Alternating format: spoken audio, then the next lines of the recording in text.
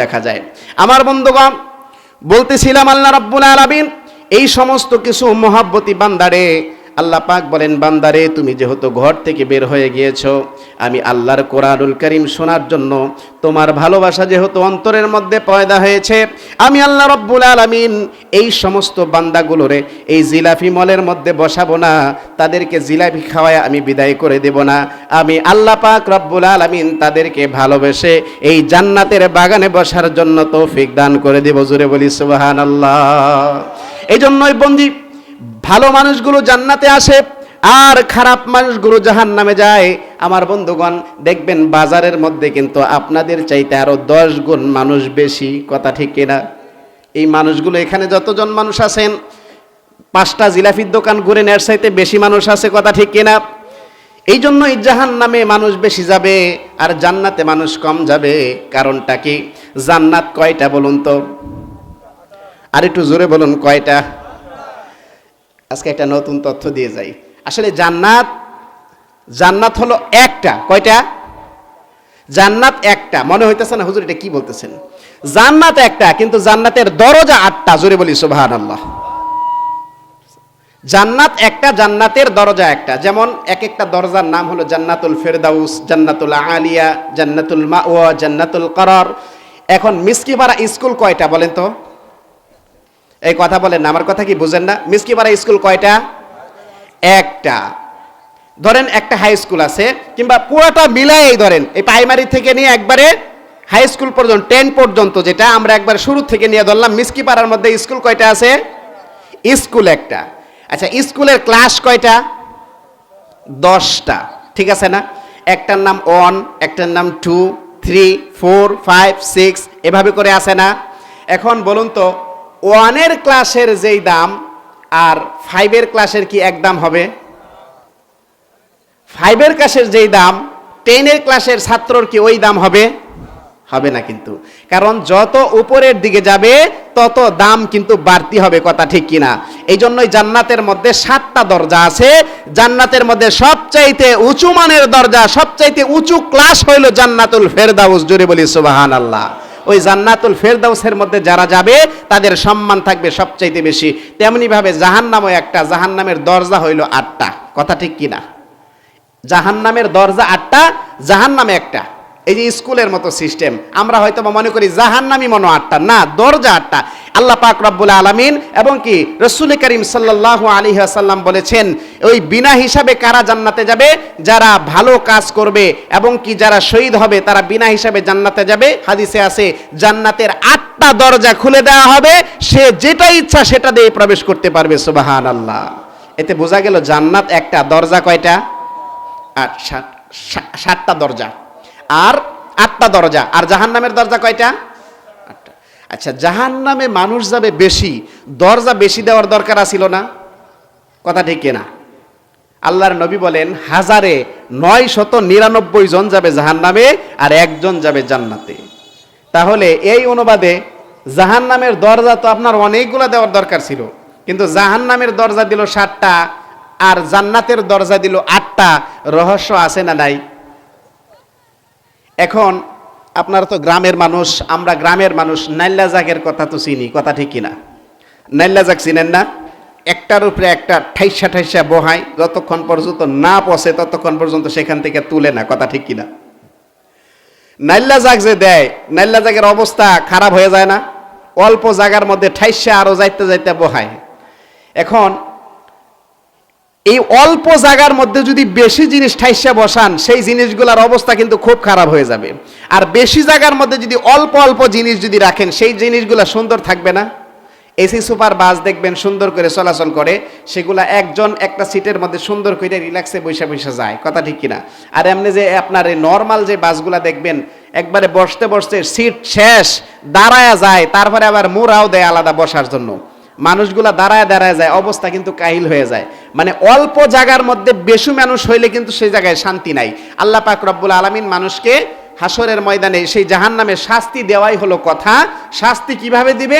অল্প জায়গার মধ্যে এত পরিমাণ মানুষ রাখবে, সেইখানে একবারে নাইল্লা জাকের চাইতেও বেশি হয়ে যাবে গা।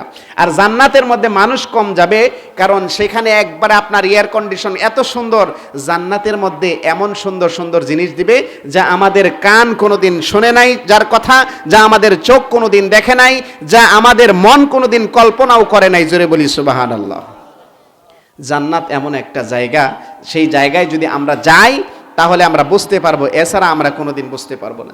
জান্নাত হলো এমন একটা জায়গা। আর জাহান্নাম খুব কঠিন জায়গা। জাহান্নামে যে একবার যাবে, জাহান্নামের আগুন কিন্তু আমাদের এই আগুনের মতো না। আল্লাহ পাক বলেন, ওই জাহান্নামের আগুন যদি কারো একটা শরীরের অংশের মধ্যে লাগে তাহলে তার কলিজা পর্যন্ত ছিদ্র হয়ে যাবে। জোরে বলি নাউজুবিল্লাহ। তাহলে চিন্তা করে দেখছেন যে জাহান্নামের আগুনটা কত তেজি হবে। এই জন্য এই জাহান্নামের থেকে আমরা সকলে বাঁচতে চাই কি চাই না? সবাই জান্নাতে যেতে চাই কি চাই না? সবাই জান্নাতে যেতে চাই। কে কে চাই না একটু হাত তুলে দেখায়। চাই, মাশাআল্লাহ। না বুঝে হাত তুলুন না। যে পুকুরে পারে খেলা চিনুন না? কয় পুকুরে পারে, পুকুরে পারে। যখন কয় পুকুরে পারে, পারে যদি কয় পুকুরে যদি লাফ মারে হেডাই মরে। কথা ঠিক কিনা? এই জন্য এই বক্তার কথা মনোযোগ দিয়ে শুনতে হবে, তাহলে আপনার কাজে লাগবে। অবশ্যই আপনার কাজে লাগবে, কারণ কোরআন ও হাদিসের কথাগুলো কিন্তু শুনতে ভালো লাগে। কথা ঠিক কিনা?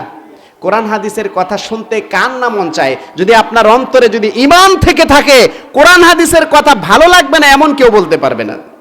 আমার বন্ধুগণ, যখন কোরআনুল কারীম নাজিল হলো, আল্লাহর নবী যখন দাওয়াত দেওয়া শুরু করলো, মক্কার কাফেররা পর্যন্ত এই কোরআন শোনার জন্য পাগল হয়ে গেল।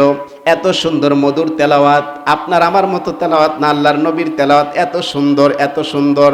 এটা বলে বোঝানো যাবে না, যারা শুনছে তারাই জানে। কাফেররা পর্যন্ত এই কোরআনুল কারীম শোনার জন্য পাগল হয়ে গেল। আবু জাহেল চিন্তা করে, মুহাম্মদের এই কোরআন যদি সবাই শুনতে থাকে, এক পর্যায়ে আমাদের নেতাগিরি শেষ হয়ে যাবে, আমাদের কথাগুলো তারা শুনবে না। তাদের এই কোরআন থেকে কিভাবে দূরে সরানো যায় সেই চিন্তা কিন্তু আমাদের করতে হবে। আবু জাহেল চিন্তা করে দেখলো। মাশাআল্লাহ, আমাদের প্রধান অতিথি সাহেব আজকে এই মাহফিলে উপস্থিত হয়েছে। আলহামদুলিল্লাহ, আমরা প্রধান অতিথি সাহেব এসেছে, আমরা স্বাগতম জানাবো। এরপরে কোরআন হাদিসের আলোচনা করব ইনশাআল্লাহ। আমাদের আমরা তিনাকে স্বাগতম জানাই, কারণ উনি আমাদের মাদ্রাসায় প্রথমবার আসলেন আপনাদের মাঝে। উনি তিনবারের সফল চেয়ারম্যান, আমাদের গর্ব। এজন্যই আমরা ওনার ব্যাপারে আমার আর কিছু বলতে হবে না, কারণ আপনারা সবাই ওনাকে ভালো করেই চিনেন। যেহেতু আমাদের প্রধান অতিথি, আজকের এই মাহফিলের প্রধান অতিথি, ওনার সময় আমরা নষ্ট করব না। ওনার মূল্যবান সময় ওনাকে আমরা দিয়ে দেব, ওনার সময় নষ্ট করব না। যেহেতু কোরআন হাদিসের আলোচনা, এটা অনেক রাত পর্যন্ত চলবে, ওনাকে আমরা বসায় রেখে ওনার মূল্যবান সময় আমরা নষ্ট করব না।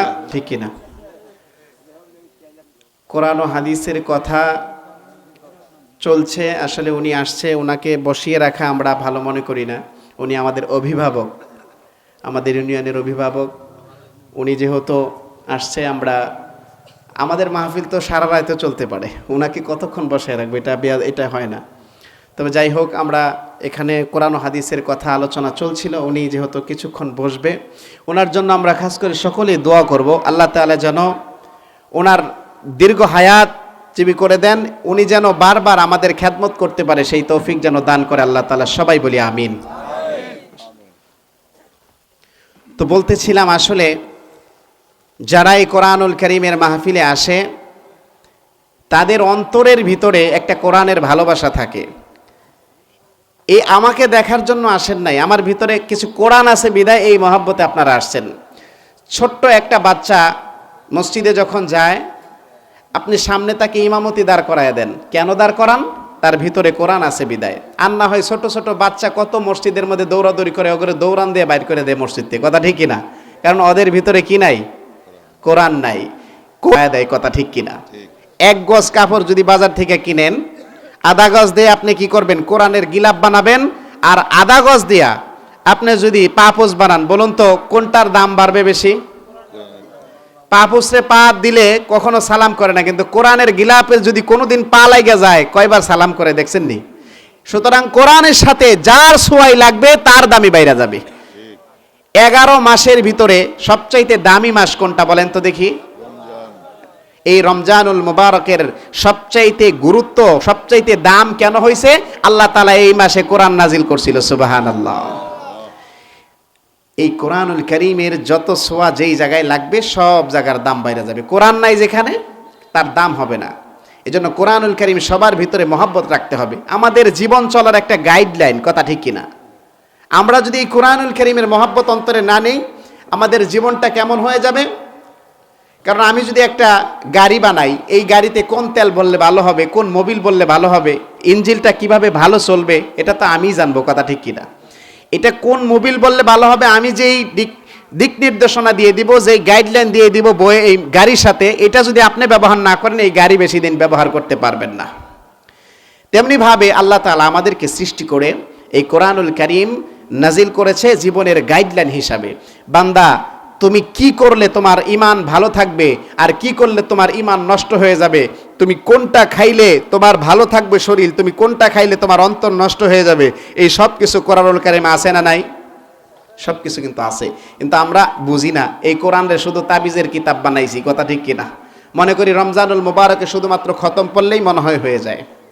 কিন্তু এই কোরআন যে জীবন চলার একটা বিধান, এটা আমরা অনেকেই বুঝি না। এজন্য এই কোরআনকে আমাদের অন্তরের ভিতরে ভালো করে আঁকড়ে ধরতে হবে, এই কোরআনুল কারীমের আমল করতে হবে। আল্লাহ তাআলা তাহলে আমাদেরকে জান্নাত দিবে। আমাদের জীবন চলার সুন্দর পথ হইলে ইহদিনাস সিরাতাল মুস্তাকিম ধরে আমরা জান্নাতে যেতে পারবো, এছাড়া কিন্তু আমরা আর কখনো পারবো না। আমার বন্ধুগণ, বলতেছিলাম আল্লাহর নবী যখন কোরআনুল কারীম নাজিল হয়েছে, উতবা, সাইবা, মুগীরা, আবু সুফিয়ান তারা চিন্তা করে কাফেররা যেভাবে আব্দুল্লাহর বেটা মুহাম্মদের কোরআন শোনার জন্য আকর্ষণ, যারা লুকিয়ে লুকিয়ে কোরআন শরীফ শুনে, এইভাবে যদি তারা কোরআন শরীফ শুনতে থাকে তাহলে এক পর্যায়ে আমাদের ভক্ত আর থাকবে না, মুহাম্মদের ভক্ত হয়ে যাবে। মুহাম্মদের মুখের ভিতরে এমন জাদু আছে, সেই জাদু শুনে তারা সবাই পাগল হয়ে যাচ্ছে। উতবা, সাইবা, মুগীরা, আবু জাহেল মিটিং করলো আর দিনের বেলা ঘোষণা দিল, খবরদার খবরদার, তোমরা কেউ কোরআনুল কারীম শুনতে পারবা না, তোমাদের কেউ কোরআনুল কারীম যদি শোনো তোমাদেরকে শাস্তি দেওয়া হবে। আবু জাহেল এই ঘোষণা দিনের বেলা দিল। রাতের বেলা যখন বিছানার মধ্যে ঘুমাইছে, যখন আব্দুল্লাহর বেটা মুহাম্মদ সাল্লাল্লাহু আলাইহি ওয়াসাল্লাম যখন কোরআনুল কারীম কাবার হাতিমের মধ্যে যখন তেলাওয়াত করে, আবু জাহেল নিজেও কিন্তু লুকায় লুকায় শুনতে যায়। জোরে বলি সুবহানাল্লাহ। দিনে তাদেরকে বলে কোরআন শুনবি না, রাতে যায় লুকায় লুকায় যায়।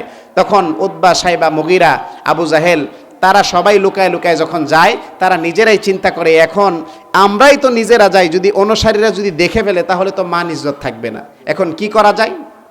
কড়াভাবে তারা মিটিং করে বলল, না আজকের থেকে আর কখনো আমরা যাব না, আজকে পাক্কা ওয়াদা করলাম আব্দুল্লাহর বেটা মুহাম্মদের কোরআন আর আমরা কোনোদিন শুনতে যাব না। তখন তারা পাক্কা ওয়াদা করে রাতের বেলা ঘুমাইছে। আমার বন্ধুগণ, রাতের বেলা ঘুমিয়ে আছে, আল্লাহর নবী যখন কাবার হাতিমে কোরআনুল কারীম তেলাওয়াত করে, আবু জাহেল কানের মধ্যে হাত দেয় না শোনার জন্য, কারণ তার মন তো পাগল হয়ে গেছে যাওয়ার জন্য, বাইতুল্লাহর পাশে যাবে, কোরআনুল কারীম শুনবে। এই পর্যায়ে আল্লাহর নবী তেলাওয়াত করছে, আবু জাহেল কানের মধ্যে আঙ্গুল দেয়। বিছানা থেকে উঠে পড়ার সময় তার বিবি বলেন, ও স্বামী আপনি কোথায় যান এত রাতে? আবু জাহেল থমকে গেছে, আহারে বিবি তো এখনো পর্যন্ত ঘুমায় নাই, কারণটা কি? বিবি বলেন, আপনি কোথায় যান সত্যি কথা বলেন। আবু জাহেল রাগী বলতেছেন, বিবি খাবার লাগলে খাবার দিব, গহনা লাগলে গহনা দিব, আমি রাতের বেলা কোথায় যাই তোমার কাছে কি বলতে হবে কিনা? বিবি বলেন, স্বামী গো, আপনি আমার মতো একটা সুন্দরী বিবি রেখে রাতের গভীরে আপনি কোথায় যাচ্ছেন আমার কিন্তু আর বোঝার বাকি নাই। আবু জাহেল বলে, তুমি কি বুঝছো আমার কাছে বলো। আবু জাহেলের স্ত্রী বলেন, স্বামী আমার মতো একজন সুন্দরী স্ত্রী রেখে আপনি আব্দুল্লাহর বেটা মুহাম্মদের কোরআন শোনার জন্য চলে যাচ্ছেন। সুবহানাল্লাহ কইতেন না? আবু জাহেল মুখের মধ্যে চাপ দিয়ে ধরেছে, খবরদার এই কথা দিনের বেলা কাউকে বলবা না, আমি যে কোরআন শরীফ শোনার জন্য যাই। কারণ বিবিরে শোন, যখন আব্দুল্লাহর বেটা মুহাম্মদ কোরআন তেলাওয়াত করে তুমি যে আমার পাশে শুয়ে থাকো, আমি আবু জাহেল তোমার মতো সুন্দরীর স্ত্রীর কথা ভুলে যাই। কত সুন্দর তেলাওয়াত। আবু জাহেল লুকা লুকা সেই খানায় কাবার পাশে হাতিমের যখন লুকায় লুকায় কোরআনুল কারীম শোনার জন্য যায়, উতবা চিন্তা করে আজকে তো আবু জাহেল কড়া ঘোষণা দিয়েছে দিনের বেলা, আজকে তো কেউ আসবে না, আমি উতবা কিন্তু একা একাই কোরআন শরীফ শুনবো, আর তো কেউ আসবে না, আমি একা একাই যাব। আবু জাহেল বলে আমি যেহেতু ঘোষণা দিয়েছি কেউ ভয়ে আর আসবে না, আমি একাই যাব। মুগীরা বলে আমিও একা যাব, আর তো কেউ আসবে না। আবু সুফিয়ান বলে আমিও একা যাব, আর তো কেউ আসবে না। ওই যে ওই গল্পের মতো ওই একটা কিস্সা শুনছেন না ছোটবেলায়, যে সবাই তো দুধ দিবে, আমি পানি দিলে কি হইব, সকালে ওইটা দেখে পানি দিয়ে পুকুর বইটা থুয়ে দিছে, কথা ঠিক কিনা? আমার বন্ধুগণ, উতবা সাহেবা মুগীরা আবু সুফিয়ান তারা চিন্তা করে কেউ আসবে না, আমরাই যাব একা একা। যখন রাতের বেলা গভীর বেলা অন্ধকারের মধ্যে যখন আমার নবী তেলাওয়াত করে, তারা চুপি চুপি চারজন একসাথে যায়, একসাথে সামনাসামনি যখন হয়ে গেছে, আবু জাহেল বলে উতবা তুমি এখানে। উতবা বলেন নেতা সাহেব আপনি এখানে কেন? নেতা সাহেবের মাথা হ্যাট হয়ে গেছে, বলে আরে চুপ কর, জনগণ যেন না জানে আমরা আসছি চুপ করে কোরআনের আকর্ষণে, এটা কারোর সাথে বলিস না। শোন, পাক্কা ওয়াদা করতে হবে আজকে আমার সাথে আয় তাড়াতাড়ি, কারণ এই কথা যদি জানে দিনের বেলা যে আমরা এই দিনের বেলা এই নিয়ম কইরা যদি রাত্রেবেলা আসছি, খবর আছে কিন্তু, আয় তাড়াতাড়ি একটা পরামর্শ করি। তখন আবু জাহেল বলতেছে এই আব্দুল্লাহর বেটা মুহাম্মদকে যদি আমরা মেরে ফেলি তাহলে কেমন হয়? চিন্তা করে দেখছেন আবু জাহেলের বুদ্ধি। আমার বন্ধুগণ, আবু জাহেল বলে ও আবু সুফিয়ান বুদ্ধি পেয়েছি। বলে কি বুদ্ধি? বলে আব্দুল্লাহর বেটা মোহাম্মদকে আমরা দুনিয়া থেকে সরাই দিব, এরপরে আমাদের কোনো আর পথের কাটা থাকবে না, আমরা একা একা সব কিছু করবো, আমাদের কোনো চিন্তা থাকবে না। আবু সুফিয়ান বলেন আবু জাহেল রে, তোর শরীর যেমন মোটা তোর মাথাটাও মোটা, তোর মাথার মধ্যে কোনো বুদ্ধি নাই। বলে কেন? বলে রে আবু জাহেল, আব্দুল্লাহর বেটা মোহাম্মদকে তুমি যদি মেরে ফেলো তাহলে তিনাকে মারার সঙ্গে সঙ্গে তুমি আবু জাহেলকে মেরে ফেলবে এবং তোমার আবু জাহেলের বাড়িঘর সহ জ্বালায় দিবে। বলে কেন? বলে তুমি মক্কার লিডার হতে পারো, নেতা হতে পারো, কিন্তু আব্দুল্লাহর বেটা মোহাম্মদকে সবাই বিশ্বাস করে, আমানতদারি আলামিন বলে ডাকে। মক্কার অধিকাংশ কাফেররা পর্যন্ত তার কাছে টাকা আমানত রাখে। জোরে বলি সুবহানাল্লাহ। আমার বন্ধুগণ, ওই আবু জাহেল এই কথা বলার সঙ্গে সঙ্গে আবু সুফিয়ান বলেন আবু জাহেল তোমার মাথা মোটা, কোনো বুদ্ধি নাই, কারণ এই মুহাম্মদের কাছে সবাই টাকা আমানত রেখেছে, কারণ তার কাছে টাকা রাখলে মনের মধ্যে শান্তি পাওয়া যায়, নিজের ঘরের চাইতেও নিরাপদে তার কাছে টাকা থাকে, সে একটা টাকাও কোনোদিন মেরে খায় না। তুমি তো মক্কার লিডার, তোমার কাছে তো এক টাকা কোনোদিন কেউ রাখে না, তুমি তো মাইরা খায়া ফেলাও, এই জন্যই তো তোমার কাছে রাখে না। তুমি যদি মোহাম্মদকে মেরে ফেলো তাহলে ওকে মারার সঙ্গে সঙ্গে তোমাকেও শেষ করে দেবে। আবু জাহেল চিন্তা করলো ঠিকই তো, এই রকম বুদ্ধি তো আমি চিন্তা করে দেখি নাই, তাহলে কি করা যায়? মুগীরা বুদ্ধি বের করলো, রে আবু সুফিয়ান আমি বুদ্ধি পেয়েছি, আব্দুল্লাহর বেটা মোহাম্মদকে যদি আমাদের মক্কা থেকে বের করে দেওয়া যায় তাহলেই তো চলে, মারার দরকার নাই, বের করে দেই। মুগীরা যখন এই পরামর্শ দিল, আবু সুফিয়ান বলেন তোরও তো দেখা যায় আবু জাহেলের মতো মাথা মোটা। আরে মুগীরা, আব্দুল্লাহর বেটা মোহাম্মদকে যদি আমরা এই মক্কা থেকে বের করে দেই তাহলে এর চাইতেও বড় আরো সৈন্য নিয়ে আমাদের উপর আক্রমণ করবে, কারণ আব্দুল্লাহর বেটা মোহাম্মদের মুখের মধ্যে এমন জাদু আছে রে, তুমি যেখানেই তাকে পাঠায় দেবা এর চাইতেও বড় সৈন্য সে গঠন করে আমাদের উপর আক্রমণ করবে। মুগীরা বলে ঠিকই বলছো, তাহলে কি করা যায়? বলে এরে আমরা কি করতে পারি তাহলে? আবু সুফিয়ান বলে যে মারাও যাবে না, কোথাও পাঠানোও যাবে না, একটা কাজ করতে হবে। বলে কি কাজ? যে ও যেহেতু কোরআনুল কারীমের যেই তেলাওয়াত মানুষকে শোনায় খুব শিক্ষিত ভাব দেখাচ্ছে, তাহলে আমরাও এমন কোন শিক্ষিত কবি আনবো তাকে তারে দিয়ে হার মানায় দিব, তাহলে তাও মানুষ মনে করবে যে না এটা ভাওতাবাজি, তা সে ভয় পেয়ে যাবে, তখন মানুষ কেউ তাকে মানবে না। এখন কি করা যায়? এমন শিক্ষিত মক্কার মধ্যে বড় বড় যে কবিগুলো আছে, শিক্ষিত কবিদেরকে তারা আমন্ত্রণ জানায়। এই কথা বলার সঙ্গে সঙ্গে তারা মক্কার বড় বড় কবিদেরকে দাওয়াত দিল। বড় বড় কবিরা যখন আসলো, আসার পরে নবীর কাছে এসে তারা সামনে বসার পরে বলেন তুমি নাকি নবী দাবি করো। আল্লাহর নবী বলেন নবী কি দাবি করা যায় কিনা? আল্লাহর পক্ষ থেকে নবী আসে, কোরআনুল কারীম আমার উপর নাজিল হয়েছে, আমি হলাম নবী এবং রাসূল। মক্কার সেই বড় বড় কবিরা বলল তোমার উপর যে আল্লাহর কোরআন নাজিল হয়েছে, তুমি যেই কোরআনের কথা দাবি করছো আসলে কি এটা কোরআন না তোমার বানানো কিছু কথা? আল্লাহর নবী তখন চুপ থাকলেন। চুপ থাকার পরে বললেন এটা আল্লাহর কথা, আমার পক্ষ থেকে কোনো বানানো কথা না। তখন আল্লাহ রাব্বুল আলামিন তাদেরকে একটা চ্যালেঞ্জ ছড়ে দিলেন, তাদেরকে একটা চ্যালেঞ্জ ছুড়ে দিলেন যে আমি যেই কোরআনুল কারীম নাজিল করেছি ফাতু বিসূরাতিম মিন মিসলি, অনুরূপভাবে তুমি একটা সূরা বানায় নিয়ে আসো। ওই আরবের সমস্ত কবিদেরকে একটা চ্যালেঞ্জ ছুড়ে দিলেন আল্লাহ রাব্বুল আলামিন। আবার বন্ধুগণ, সমস্ত কবিরা এই সূরা বানানোর জন্য সবাই চেষ্টা করতেছে, একটা আয়াত বলে দিলেন ইন্না আ'তাইনাকাল কাউসার, এতটুকু বলে দিলেন। বললেন এর পরে কি হবে, তোমরা বানায় নিয়ে আসো। জোরে বলি সুবহানাল্লাহ। আল্লাহ পাক চ্যালেঞ্জ দিলেন যে সূরা কাউসার আপনারা পারেন না, সবাই তো পারেন। ইন্না আ'তাইনাকাল কাউসার, কোরআনের সবচাইতে ছোট সূরা হলো এটা। এই কোরআনের সবচাইতে ছোট সূরার একটা আয়াত যখন আল্লাহ তাআলা চ্যালেঞ্জ ছুড়ে দিলেন তাদেরকে, তখন সব কবিরা চিন্তা ভাবনা করতে করতে করতে করতে আগা মিললে গোড়া মিলে না, গোড়া মিললে আগা মিলে না, তারা কোনো মতেই এইটার পরে কি হবে কেউ পারে না। কেউ যখন পারে না, তাদের মগজ গলে যাওয়ার উপক্রম হয়ে যাচ্ছে, তখন তারা হার মেনে বলতেছেন লাইসা হাযা কালামুল বাশার, এটা কোনো মানুষের কথা হতে পারে না, এটা একমাত্র আল্লাহ রাব্বুল আলামিনের কথাই হবে। জোরে বলি সুবহানাল্লাহ। এই জন্য এই কোরআনুল কারীম এটা কোনো মানুষের বানানো কোনো কিতাব না, এটা এমন একটা কিতাব, এটার সাথে আপনার সম্পর্ক যদি থাকে আল্লাহ তাআলা আপনাকে দামি বানায় দিবে, আপনাকে এমন দামি বানায় দিবে যা আপনাকে জান্নাত পর্যন্ত পৌঁছায় দিবে। সুবহানাল্লাহ। এই কোরআনুল কারীম আমাদের মানতে হবে, যদি কোরআন না মানেন তাহলে হবে না। কোরআনকে মহব্বত যারা করে, এই যে এখানে যারা বসে আছেন মাদ্রাসাকে মহব্বত করতেছেন, আমাদের সম্মানিত চেয়ারম্যান সাহেব বলছেন যে কোরআনের মহব্বতে, মাদ্রাসার মহব্বতে যারা বসে আছেন, মাদ্রাসাকে মহব্বত করলেও এই কোরআনকে মহব্বত করা হয়। কারণ বন্ধুগণ, এই কোরআনুল কারীম এমন একটা কিতাব, এই কোরআনুল কারীমের যেই কিতাবের যে জ্ঞানগুলো আছে, হযরতে মুসা নবীর উপর আল্লাহ তাআলা তাওরাত নাজিল করেছিলেন। 104 খানা কিতাব সর্বমোট আল্লাহ তাআলা নাজিল করেছেন 104 খানা। আমার বন্ধুগণ, হযরতে মুসা নবীর উম্মতেরা তাওরাত পেয়েছিল। হযরতে মুসা নবী আল্লাহর কাছে বলেছিল, আল্লাহ এত বড় কিতাব আমার উম্মতেরা কিভাবে এটা আঁকড়ে ধরবে, কিভাবে মুখস্থ করবে। আল্লাহ রাব্বুল আলামিন মুসা আলাইহিস সালামকে বলেন, মুসার সাথে কথা বলতেন আল্লাহ, মুসা কালিমুল্লাহ। আল্লাহ রাব্বুল আলামিন হযরতে মুসাকে বলেন, ও মুসা শোনো, তুমি তোমার এই 7 খণ্ডের তাওরাত পায়াই তুমি এত ভয় পাচ্ছ, আমি আল্লাহ রাব্বুল আলামিন 104 খানা কিতাব সর্বমোট নাজিল করেছি।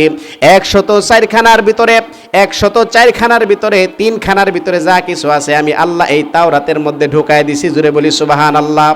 103 খানার ভিতরে যা কিছু আছে সব কিছু কার ভিতরে ঢুকাইছে? এই তাওরাতের ভিতরে ঢুকাইছে।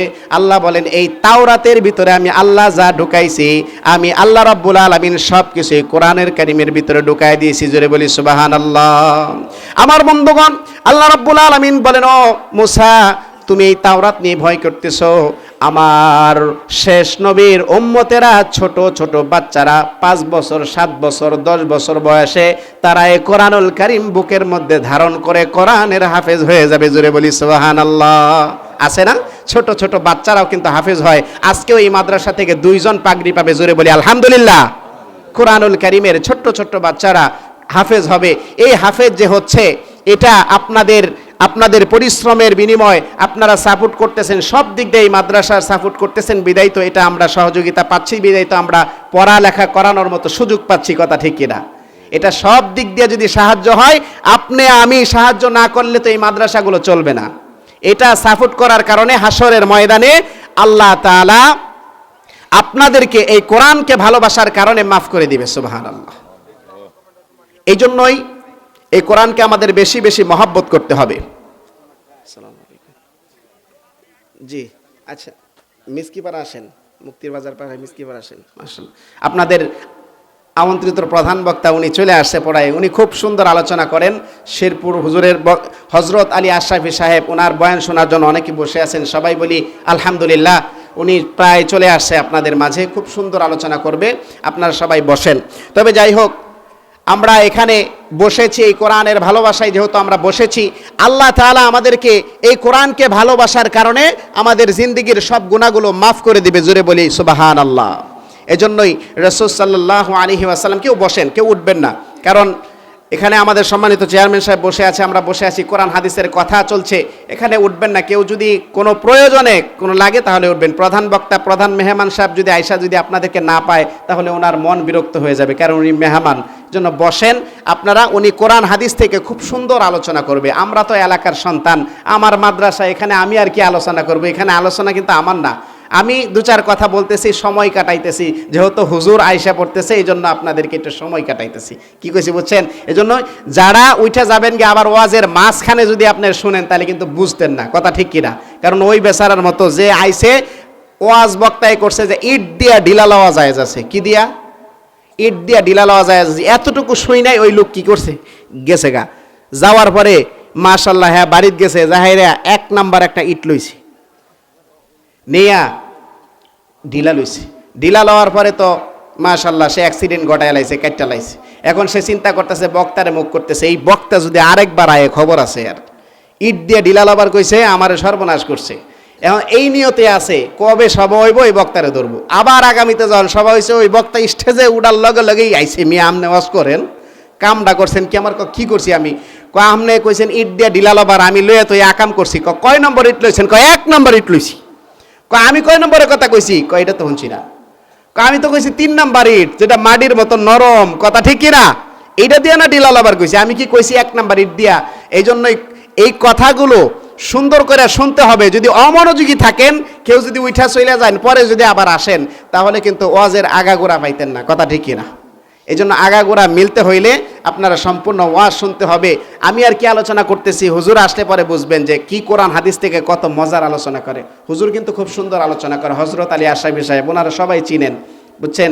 এই জন্যই ওনার জন্য অপেক্ষা করেন, ইনশাল্লাহ উনি আপনাদের মনের খোরাক যতটুকু আছে মিটাবে, আশা করা যায়।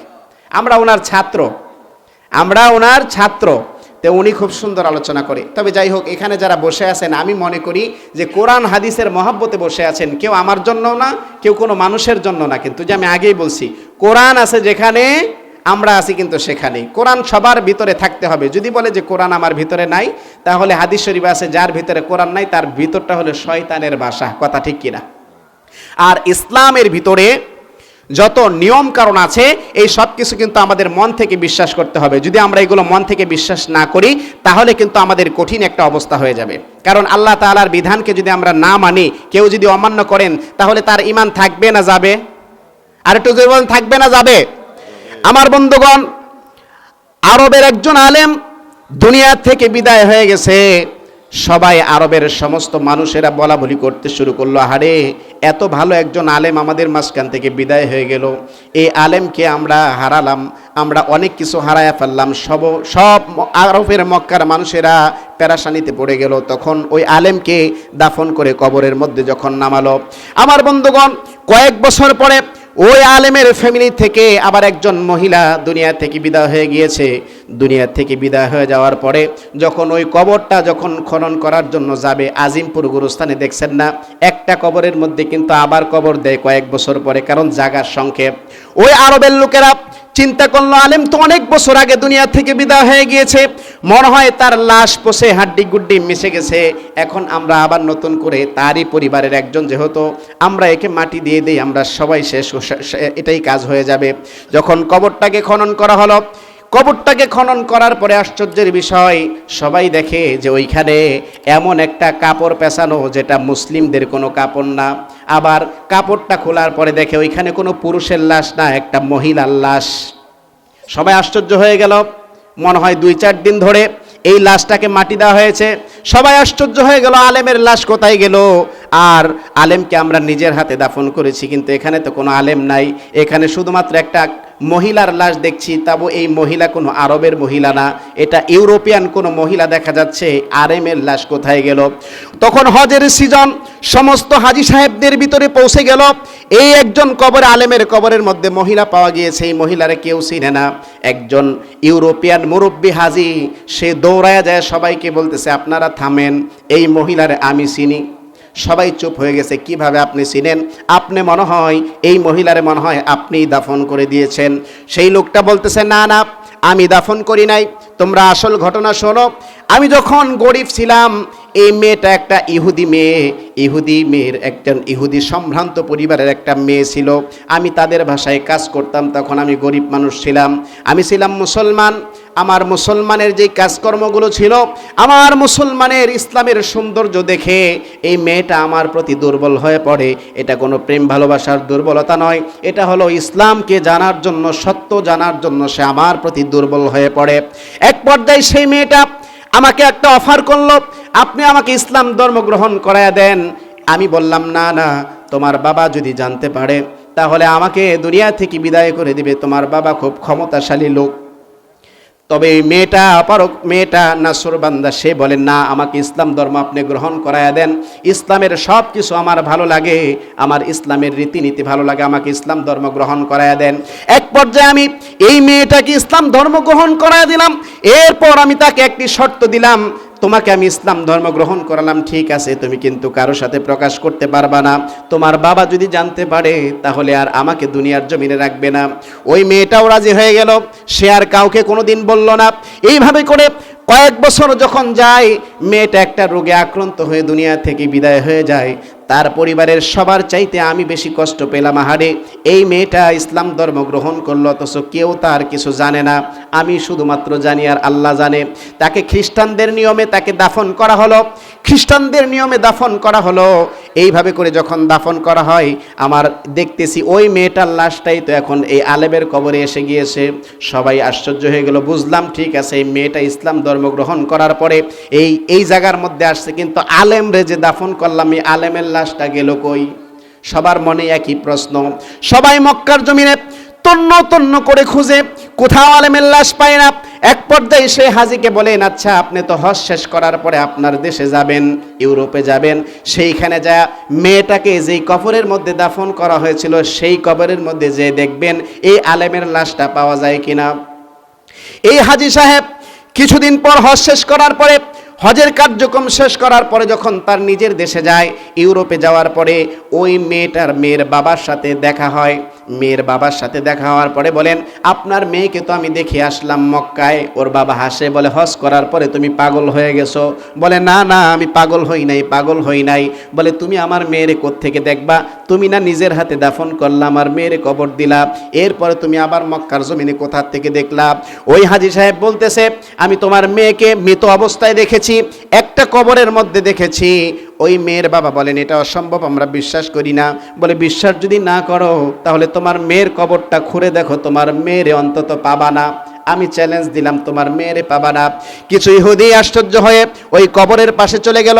কবরের পাশে যে যখন কবর খনন করলো, আল্লাহু আকবার, আশ্চর্যের বিষয়, ওই মেয়ের কবরের মধ্যে তার মেয়ে আর না, একজন মুসলিমের লাশ, ওই আলেমের লাশ। কাপড়টা খুলে দেখে একজন আলেম, মুখে দাড়ি, জোরে বলি সুবহানাল্লাহ। ওই লোকটা আর বুঝার বাকি থাকলো না, সঙ্গে সঙ্গে মক্কায় খবর পৌঁছায় দিল, আরবদের কাছে খবর পৌঁছায় দিল, তোমাদের আলেমের লাশ এখানে পাওয়া গিয়েছে। মক্কার সমস্ত মানুষগুলা গবেষণা শুরু করে দিল, এই আলেমের লাশ কিভাবে একটা ইহুদির মেয়ের কবরের মধ্যে যায়? ইহুদির কবরে কেন যাবে? আলেম তো একজন ভালো মানুষ ছিলেন, তার এমন কোনো ত্রুটি আছে বিদায় এই জন্য সেই ইহুদির কবরে চলে গেছে। আমার বন্ধুগণ, এই সঙ্গে সঙ্গে এ আলেমের তথ্য এলাকার মধ্যে ছড়ায়া পড়ার পরে আলেম কোনো কিছু করেছে কিনা সমাজের ভিতরে সবার কাছে একজন একজন করে জিজ্ঞেস করতেছে, আলেমটা কেমন মানুষ ছিল? সবাই এক বাক্যে সাক্ষী দেয়, হারে এই লোকটা খুব ভালো মানুষ ছিল, আমাদের কোনো হক মেরে খায় নাই, নামাজ তো পড়েছে, হজও করেছে, জাকাতও দিয়েছে, কোনোদিন মিথ্যা কথাও বলে নাই, আরে খুব এক কথায় খুব ভালো মানুষ ছিল। সবার মাথায় আরো চিন্তা ঢুকে গেল, এত ভালো মানুষ কিভাবে? আমি সবচাইতে ভালো পরামর্শ দেই, এই আলেমের স্ত্রী দুনিয়ার জমিনে বেঁচে আছে, তার কাছে যদি জিজ্ঞেস করো তার আসল খবর পাবা। কথা ঠিক কিনা? স্বামী যতই আল্লাহর ওলি থাক, পীর সাহেব থাক, স্বামীর সবচাইতে ভালো খবর জানে স্ত্রী। কথা ঠিক কিনা? এই স্ত্রীর চাইতে কিন্তু স্বামীর সম্পর্কে আর কেউ কিছু ভালো জানে না। আমার বন্ধুগণ, এই স্ত্রীর কাছে যাওয়ার পরে স্ত্রীকে জিজ্ঞেস করতেছে, আপনার কাছে কিছু প্রশ্ন করব, আপনার স্বামী সম্পর্কে বলুন তো, আপনার স্বামী কেমন ছিল? বলে, আমার স্বামী এমন ভালো ছিল, আমার মনে হয় এই গ্রামের ভিতরে আমার স্বামীর মতো আর কোনো ভালো স্বামী ছিল না। আমার হক আদায় করত, আমাকে যথাযথ সম্মান করত, আমার চাহিদা পূরণ করত, সব কিছু তার ঠিক আছিল। 5 ওয়াক্ত নামাজ পড়তো, হজ করতো, জাকাত দিত, ব্যতীত কোনো রকম কোনো অন্যায় কোনো দিন আমি তার চোখে দেখি নাই। সবাই তো আরও মাথা আউট হয়ে গেছে, বলে কি তার স্ত্রীও যদি বলে স্বামীটা ভালো তাহলে তো লোকটা আসলেই ভালো। তারা আবার তার স্ত্রীকে বলে, আপনি ভালো করে বলেন আপনার স্বামীর কোনো রকম কোনো ত্রুটি কি আপনার সংসার জীবনে ধরা পড়েছে কিনা। তার স্ত্রী ঘোড়ায় পেঁচায় কিছুক্ষণ চুপ থাকার পরে বলে, একটা কথা শুধুমাত্র আমার মাথার মধ্যে ঘুরপাক খাচ্ছে। বলে কি কথা, আমাদেরকে বলুন। তার স্ত্রী বলেন, আমরা যখন স্বামী স্ত্রী একত্রিত মিলন হতাম, মিলিত হওয়ার পরে শীতের রাতে যখন সকালবেলা ফজরের নামাজ পড়ার জন্য এর আগে যখন আমরা গোসল করার জন্য যেতাম, আমার স্বামী একটা কথা মাঝে মাঝে বলতো, এই ইসলামের এই নিয়মটা আমার কাছে ভালো লাগে না, স্বামী স্ত্রী একত্রিত হওয়ার পরে গোসল করা লাগে, এই জিনিসটা আমার ভালো লাগে না। এইটা ইহুদিদেরটা আমার ভালো লাগে, ইহুদিদের ভিতরে স্বামী স্ত্রী মিলনের পরে কোনো গোসল নাই, আমার এই নিয়মটা ভালো লাগে, ইসলামের এই নিয়মটা ভালো লাগে না। শুধুমাত্র একটা বিধান সে অমান্য করত, মানে গোসল করত প্রত্যেক দিন, কিন্তু শুধু বলতো যে আমার এটা ভালো লাগে না। আমার বন্ধুগণ, সবার আর বোঝার বাকি রইল না, এভাবে করে আরবের মধ্যে পৌঁছে গেল। হ্যাঁ, আলেম এই চিন্তা শুধুমাত্র করত যে ইহুদিদের একটা কারণ, তাদের একটা নিয়ম শুধুমাত্র তাদের ভালো লাগতো, এই জন্যই সে আজকে ইহুদিদের কাতারের মধ্যে চলে গেছে। এই জন্য আল্লাহর নবী বলেন, যার সাথে যার মহাব্বত তার সাথে তার কিয়ামত। জোরে কোন কথা ঠিক কিনা? আজকে যারা নেইমারের অনুসরণ করে, যারা সাকিব খানের মতো চুল কাটে, ও যুবকেরা তোমরা যারা রাসূলের মতো অনুসরণ করো না, বলো তো তোমাদের কিয়ামতগুলো কার সাথে হবে? আল্লাহর নবী বলেন মান আহাব্বা সুন্নতি ফাকাদ আহাব্বানি ওয়া মান আহাব্বানি কানা মাই ফিল জান্নাহ। যে আমার সুন্নতকে ভালোবাসবে সে আমাকে ভালোবাসবে, যে আমাকে ভালোবাসলো সে আমার সাথে জান্নাতে থাকবে। জোরে বলি সুবহানাল্লাহ। এই জন্যই রাসূলকে ভালোবাসতে হবে, এবং রাসূল যেই বিধানগুলো আমাদের দিয়ে গিয়েছে ইসলামের মধ্যে, আল্লাহ তাআলা রাসূলের মাধ্যমে যে বিধানগুলো আমাদেরকে দিয়েছেন, একটা বিধান আমাদের অমান্য করা যাবে না। একটা বিধান আপনি মানতে পারেন আর না পারেন, কিন্তু অপছন্দ করা যাবে না। একটা বিধানের বিষয়ে মেয়েরা বেশি জাহান্নামী হবে, কোনটা? আল্লাহ তাআলা পুরুষের জন্য 4টা বিয়ে হালাল করেছে, কিন্তু মেয়েরা অধিকাংশ সময় এটা বলে, আমি শুনেছি আল্লাহ এটা ছাড়া আর পাইছিল না, 4টা বিয়ে, এটা কোন যুক্তিতে দিছে? জোরে বলি নাউজুবিল্লাহ। ওরা না বুঝে এটা করে। ওই যে একজন আলেম শুধুমাত্র একটা বিধান তার মনে মনে সেই স্ত্রীর সাথে কোনোদিন বলতো আমার এটা ভালো লাগে না, কিন্তু আল্লাহ তাআলা তাকে ইহুদিদের কাতারে দাঁড়া করায় দিছে, একজন আলেম মানুষ হয়েছে। আর আমরা যদি আল্লাহর কোনো বিধানকে যদি কোনোদিন অমান্য করি, তাহলে আমরা তো তাদের সাথেই চলে যাব। কথা ঠিক কিনা? এই জন্য আমার বন্ধুগণ, আমি আর কথা লম্বা করব না, হযরত এসে গিয়েছেন। আল্লাহ তাআলা যেন আমাদেরকে ইসলামের সঠিক বুঝ দান করে, কোরআন হাদিস মেনে যেন চলার তৌফিক দান করে। সবাই বলি আমিন। আখিরি দাওয়ানা আলহামদুলিল্লাহি রাব্বিল আলামিন। আসসালামু আলাইকুম ওয়া রাহমাতুল্লাহি ওয়া বারাকাতুহু।